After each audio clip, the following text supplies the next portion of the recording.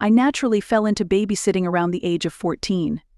Through friends and family, I got leads for babysitting to score some cash, which definitely beat having to work at a restaurant. The job had its ups and downs, but overall it wasn't a bad gig at all. Yet, as many good experiences as I had, they were all eclipsed by one night.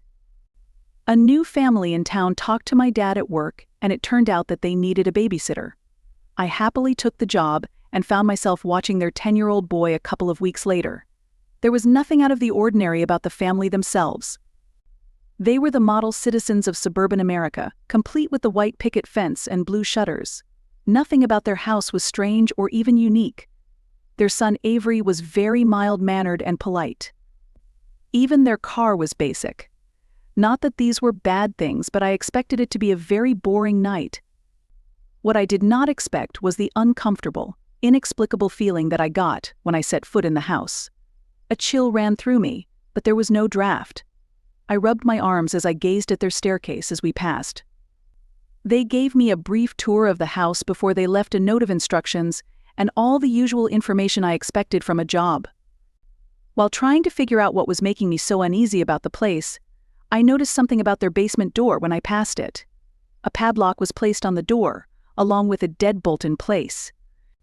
Any questions the father asked as my mind was pulled out of my curiosity. "No, sir. Everything looks great." So they left, and Avery and I played some games before I made dinner. A couple of times I thought I heard Avery call me into the den. Both times I found him sitting on the couch in what most recognize as the TV zombie state. He denied having called me, and I went back to making dinner. After the third time, I told Avery it wasn't funny and that he should stop. "I'm not doing anything, I'm just watching TV." His voice went to that higher tone of pleading, sounding desperate for me to believe him. "Avery, I know it's my first time and sometimes you want to test things out, but I'm trying to get dinner ready, so if you call me again, I'm not checking on you, okay?" I didn't say anything. The child glared at the TV with a pouting face, and I began to feel bad. As many times as I've heard lies, I was starting to sense that he was telling the truth. So what was I hearing? "Hey, it's fine. I'm not mad. Promise." Avery turned his head back towards me, seeming to test if I was the one fibbing now. "How about I let you stay up a little later if we forget about it? Do you really promise?" Pinky promise. With our contractual pinkies interlocked, spirits were raised again and I was able to finish dinner, although I didn't finish without hearing Avery's voice calling me once more. I ignored it, and when Avery didn't mention it at dinner, I figured it was him fooling around again. The whole time we chatted as we ate, I couldn't help but feel that something was not right about this house. As hard as I tried to not look, my eyes kept diverting to the heavy padlock and chain on the basement door. Curiosity got the best of me, and as we were cleaning up, I couldn't help but ask, "So Avery, what's the deal with the basement door?" "What do you mean?" His words did not match his demeanor. It was obvious he didn't make eye contact as he forced his sentence out. "Come on, you know what I mean. The padlock, chain, and deadbolt. Y'all have dangerous chemicals down there." Avery's face grew paler, and he stared at the wall for a moment. "Hey, it's okay. You don't have to tell me. I didn't mean to." Dad said no one can talk about it anymore. This really threw me off, and I couldn't possibly finish my sentence now. A thick veil of tension materialized between us. "So you guys aren't allowed to talk about it." Avery shook his head. "Ah, okay. That's cool. No big deal." It was nothing but a big deal. Was their dad doing something illegal down there? Or was it something strange that no one could do anything about it? Maybe their dad was in denial about something going on. There were way too many questions going through my head now. "Hey, how about we put on a movie?" "Yeah, sure." What am I saying? Everyone likes movies, right? Now excited, we decided on a fun movie that quickly pulled our minds away from the mysterious basement door. Well, that's not entirely true. Maybe Avery was distracted, but it was killing me. As we ate popcorn, I couldn't help but watch Avery, wondering what was going on in that little head of his. Was there something awful going on in the house and there was nothing I could do to stop it? Or maybe the dad was just Stop, I told myself inwardly. Mulling over it all endlessly was not doing myself any favors.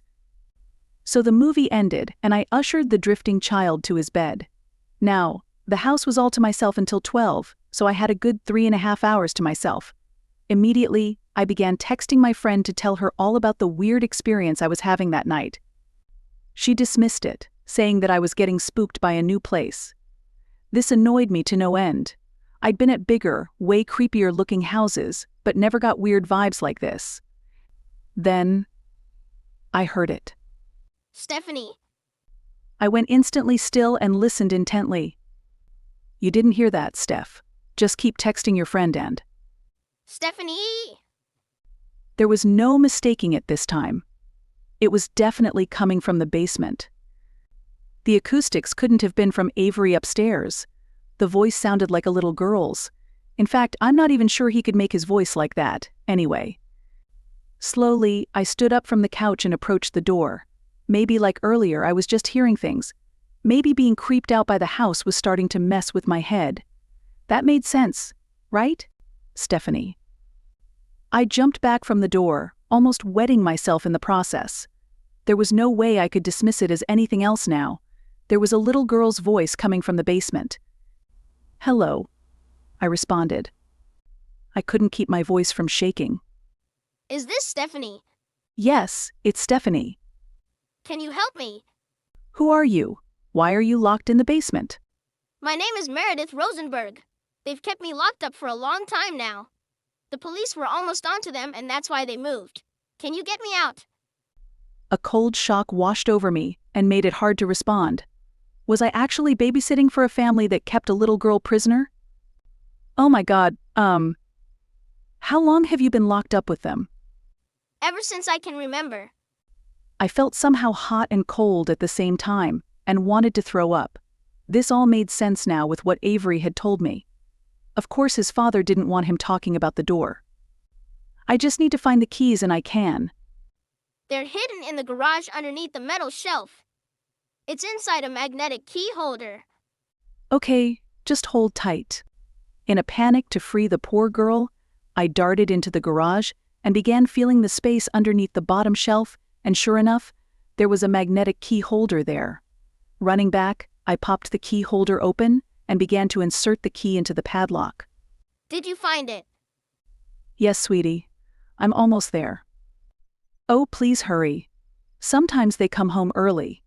This sent me into even more of a rush, and I barely managed to fumble the key into the padlock. I finally heard the successful click of the padlock, pulled the chain off, and slid the deadbolt to the right. I'm coming, Meredith. Hold on. I turned the doorknob and threw open the door, only to be met with darkness. Now full of adrenaline, my hands felt around for the light switch. Finally finding my purchase, I flicked the light on, which lit up most of the stairs. Meredith, I called out. Unless I was remembering it wrong, it sounded like her voice was just on the other side of the door a minute ago. In fact, it was quite strange that she wasn't waiting for me at the top of the stairs. Wouldn't you immediately run out of a basement that you were locked in for God knows how long? I'm down here. The little girl's voice called out. Judging from the distance, it sounded like she was calling from somewhere at the bottom of the stairs.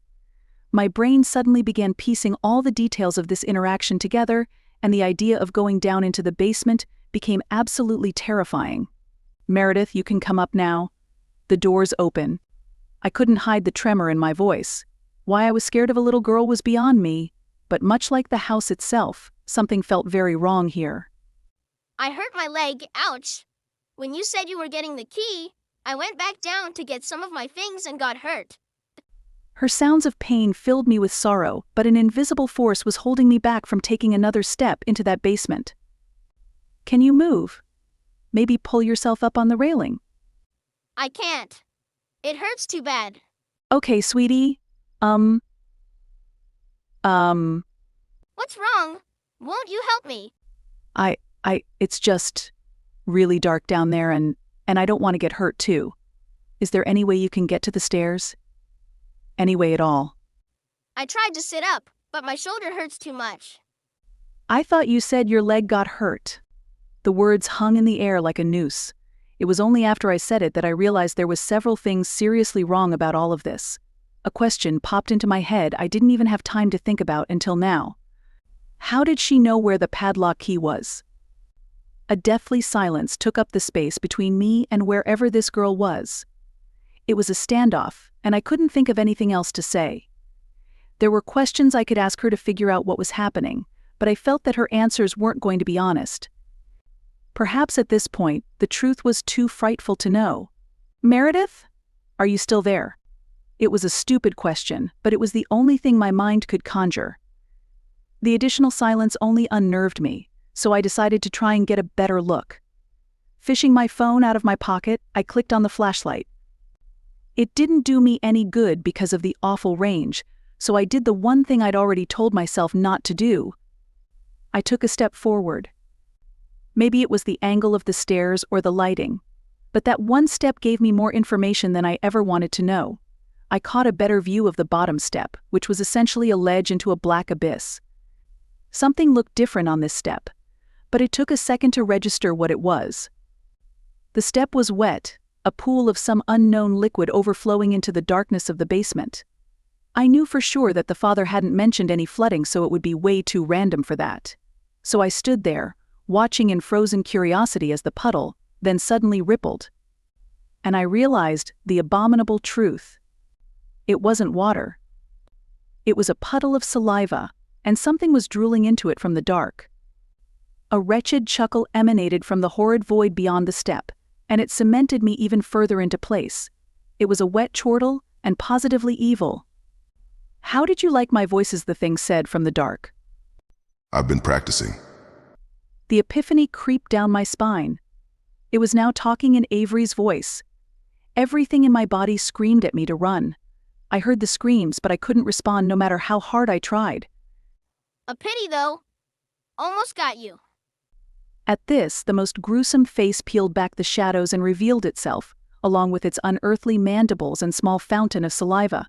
My faculties finally came to, and I threw myself into the house and kicked the door closed. In mere seconds, I had the door bolted and chained.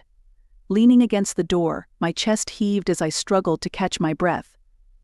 Just as I felt I was safe, the door shuddered as a terrible blow rocked it. I screamed and ran upstairs to grab Avery. I practically dragged the poor kid out the door and called the police. It wasn't until the operator came on that I realized I was about to report a monster in the house. Thinking quickly, I told them that I heard a burglar in the home. It wasn't long before the police and Avery's parents came home. Nothing was found, even in the basement, but I didn't even care at that point. I just wanted the hell out of that house and away from whatever that thing was. Avery's parents kept glancing at me funny the whole time, probably because they knew I had their basement key. I shoved it into their hands before I hugged Avery and got into my car to drive home.